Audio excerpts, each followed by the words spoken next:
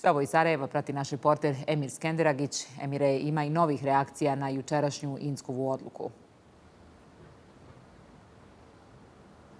Iz SNSD-a Milorada Dodika su najavili da će pokrenuti peticiju kojom bi se u Republici Srpskoj odbacio ovaj zakon koji je nametnuo visoki predstavnik, a takvu najavu je pozdravio ministar unutrašnjih poslova Republike Srbije Aleksandar Vulin, rekavši kako ne sumnja da će rukovodstvo Republike Srpske donositi i druge dobre poteze u trenutnoj situaciji u Bosni i Hercegovini. Predsjednik SNSD-a i član predsjedništva Bosne i Hercegovine Milorad Dodik je rekao kako Republika Srpska zna svoj put ukoliko joj se zabrani pravo na mišljenja i ponovno najavio mogućnost odcjepljenja od Bosne i Hercegovine. Također je Milorad Dodik rekao i da se ni 26 godina nakon rata u Bosni i Hercegovini nije nametnula krivica srpskom narodu za ratne zločine, komentarišući mogućnost da bi se to moglo uraditi ovim nametnutim zakonom visokog predstavnika. Upravo zbog takve i sličnih teza koje koriste pojedini političari iz Republike Srpske da se nameće kolektivna krivica jednom narodu su reagovali pojedini intelektualci iz Banja Luke rekavši kako se zapravo zakonom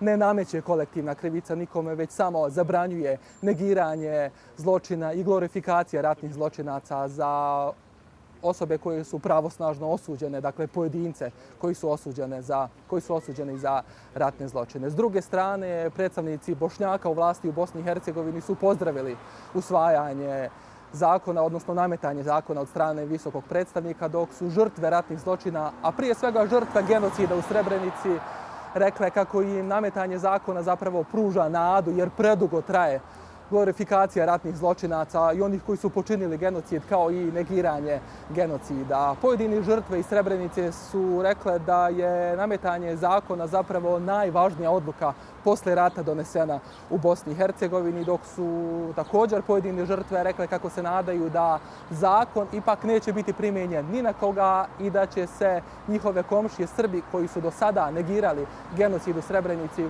glorificirali ratne zločine to prestati da rade, pa se u tom slučaju zakon ni na njih ne bi odnosio, odnosno ne bi bio primijenjen. Vidjeli smo, Emire, da se Rusija oštro usprotivila ovoj odluci i sa druge strane zapadne sile je podržavaju. Tako je, iz Ministarstva vanjskih poslova Rusije su zapravo nametanje zakona nazvali atakom na suverenitet Bosne i Hercegovine, ističući kako se sve odluke u Bosni i Hercegovini trebaju donijeti u parlamentu BiH, a ne bilo kakvim nametanjem od strane visokog predstavnika. Iz Ministarstva vanjskih poslova Rusije smatraju da je jučerašnja odluka zapravo uvod u veliku krizu unutrašnju u Bosni i Hercegovini i da bi ona mogla narušiti dostignuća koja su ostvarena nakon rata u Bosni i Hercegovini i ugroziti međuetnički dijalog. S druge strane, iz ambasade Njemačke i Sjedinjenih Američkih Država su pozdravile odluku OHR-a, rekavši kako upravo ona omogućava međuetnički dijalog i pomirenje, jer bi takvi procesi u potpunosti bili ugroženi ukoliko bi bilo nastavljeno negiranje ratnih zločina i glorifikacija ratnih zločinaca. Dakle, potpuno različiti stavovi s jedne strane Rusije i s druge strane zapadnoevropskih država, uključujući i Sjedinjene Američke Države koji su poznati i od ranije. Podsjetit ću da je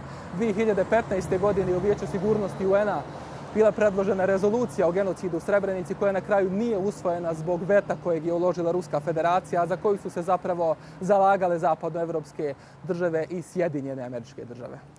Važno je podsjetiti da je Tužilaštvo Bosne i Hercegovine juče saopštilo kako će postupati u okviru zakonskih ovlašćenja. Reci nam, Emire, šta to u praksi znači?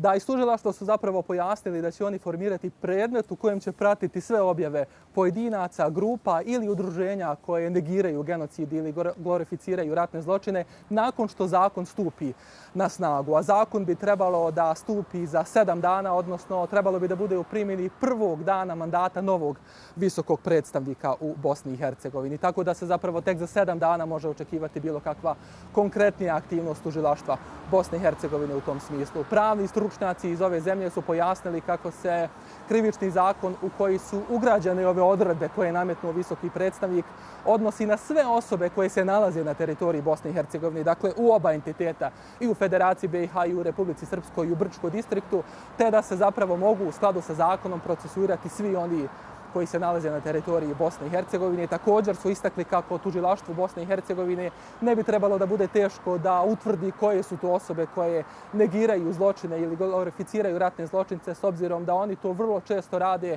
i uglavnom rade javno na društvenim mrežama i u medijima, tako da bi tužilaštvo zapravo moglo u tom smislu da brzo reaguje. Ipak, pojedini pravni stručnjaci u ovoj zemlji su upozorili kako je pitanje ima li pravosudni sistem u ovoj zemlji kapacitet da provodi ovakav zakon i da li će zapravo na vrijeme reagovati nakon što zakon stupi na snagu.